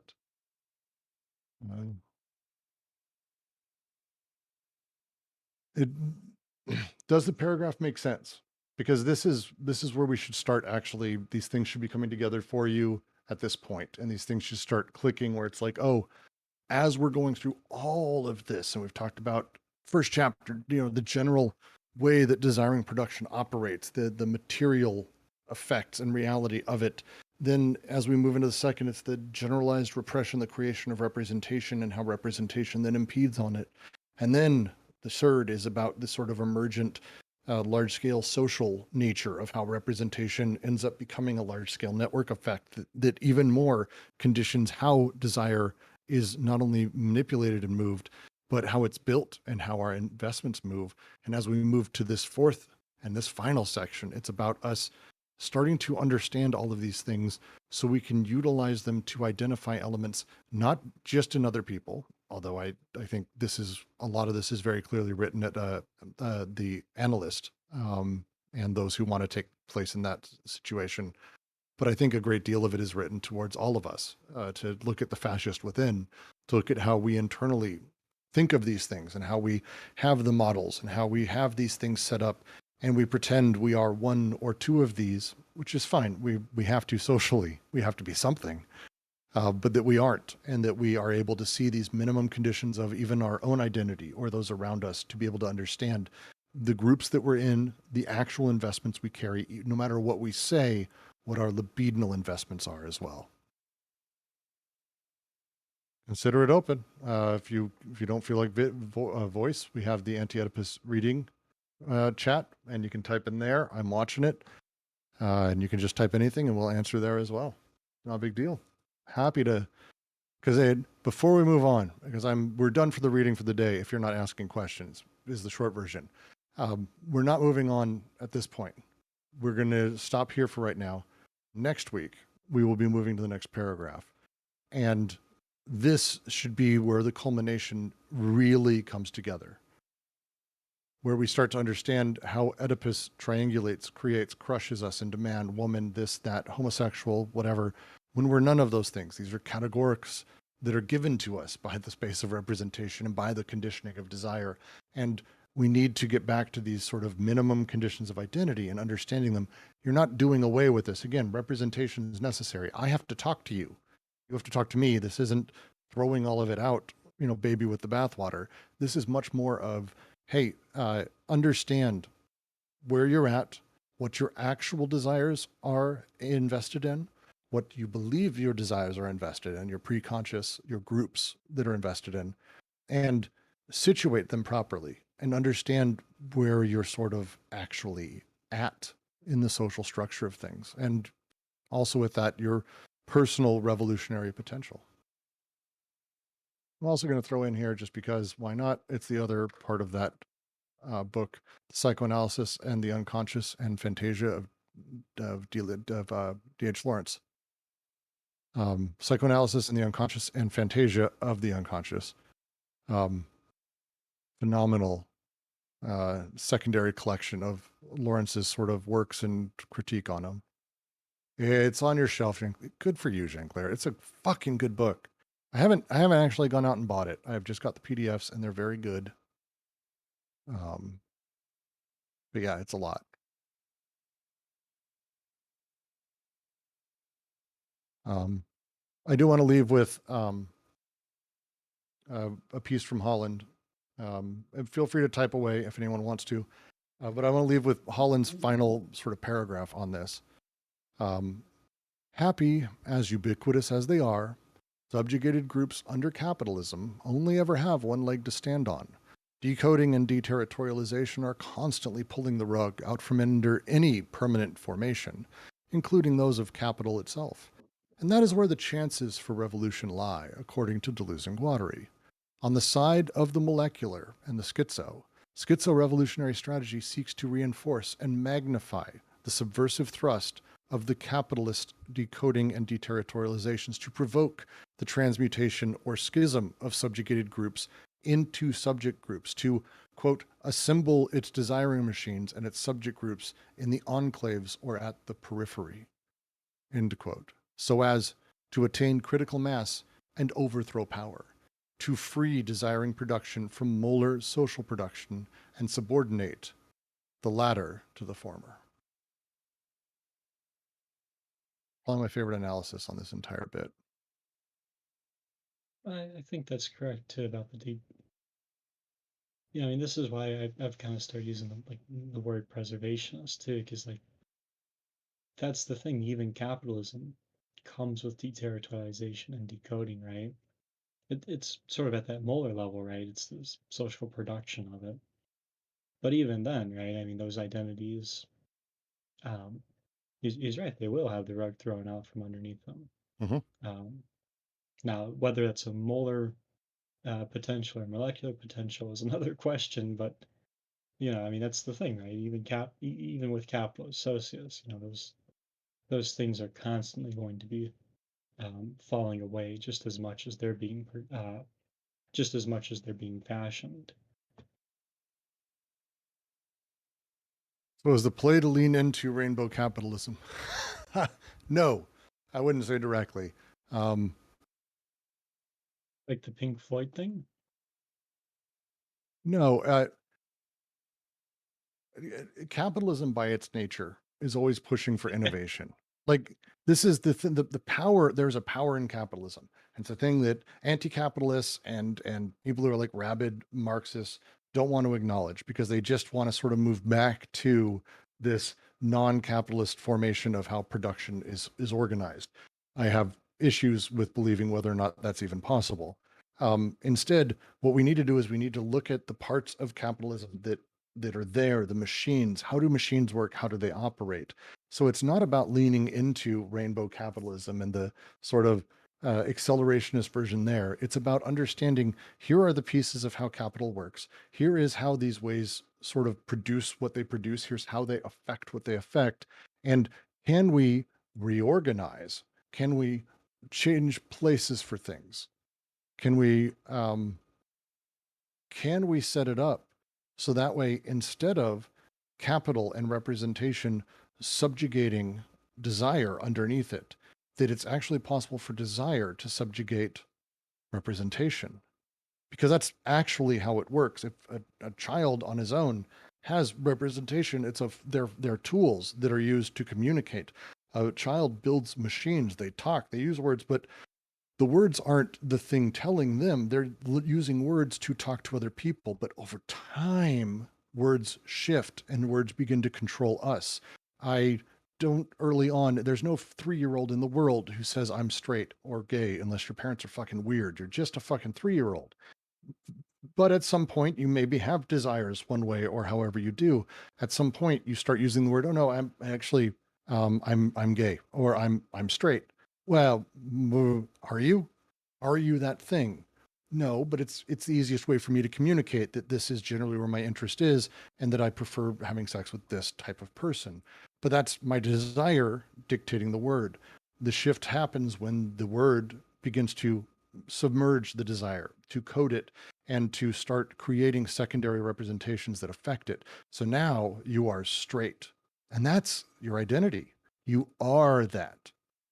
And like, it's, again, fuck whoever you want to fuck. That's not the point. It's that you are that, and you say that, and you use these words, but it's not just straight. It's not just gay. It's not just American. It's not just man. It's not just woman. It's happy, sad, successful. It's Steve, Brooks, Ash, Drew. It doesn't matter. These words become over time meaningful. And when I say I am Brooks, that doesn't mean anything in any rational world, but it does to people who've known me and who've said it many times and heard me say it and who've spent time with me. Brooks is a thing, not me, the organism, but the word, the name, the person. And that determines who then I become. This is where desire is enslaved by representation. And capital does it better than anyone, because all of the shit we do, everything is conditioned by whether or not it makes us money. Because, we can die. Because literally that's how it works. We could die. So we don't want to die. So we do things, we hustle. And we want to hustle. We want to survive. We want to not have to worry and have death at our doorstep. And it's like, if there is an impetus between everybody that we can share, it's we don't want that. And so that conditions us. Because capital makes us think that it did the thing or is a thing, that the markets did a thing and not just a group of people acting in contingent ways in about 1,000 different ways, plus all the desires behind them and these incredibly, no, we want, it's this thing, this one thing, and that's what capital is. And capital does everything for us, which is bullshit. People do things, people make. This is where Marx was awesome and kind of helped us understand. Oh, people actually make society. Society doesn't make people. How we produce and how we build makes society. It determines if we live in factory towns. It determines if we live, for example, in China. Oh, look, they changed their entire landscape to fit rice paddies because these specific areas are the only places that can be. So those people had to be moved out. It's not that the land determined that they were going to do that. It's that they needing things and producing certain ways determined the land. That the world is emergent from us. We have an amazing power in that sense. So our desire has an exceptional ability to do things, but we need to name it. And by naming it, we've fucked it. We've bottled it and said, this desires this desires that, this is that. And desire goes, oh, okay, well, I guess I want that now. Cool. And that's it. So we need to switch. We need to swap. We need to flip it and go, actually, I'm an emergent, unique person. And I'm going to do whatever I do. My desires are going to be what they are. My sex is in sexes. It's not any one sex, two sex, three sex. It's not trans, gay, straight. You are just the contingent, unique person that you are. And allow your desires to flow, and then allow representation to be in service of that. So we can communicate, so we can do things, so we can do extraordinary things that way. That's my ramble. We are at the end of the 2 hours, and we made it through more than 2 paragraphs, which I have to say I give us great credit for, although not a lot of you talked, so it's entirely possible we left a lot of you behind, but hey, you never quite know. But I want to say thank you very much for joining us at the DGQC, and we look forward to seeing you next week. I'm going to make a note in the PDF where we're at, so I don't have to spend the first 5 minutes of every one of these where I just go, where did we leave off last time? And At least then I I hope won't not have to. to go. I don't know, bro. Let me flip through all No, these maybe pages. not. Yeah, exactly. And then Drew's like, No, it's oh, the other God. one. Shit, it is. Yeah. Next week. Cool. Thank all of you for joining, and very much appreciated. As always, highlight of my week, and I love you all very much. In a mostly sexual way. From sunlight on the grass to sunlight on the ass. As grass loves sun. Absolutely. That's right.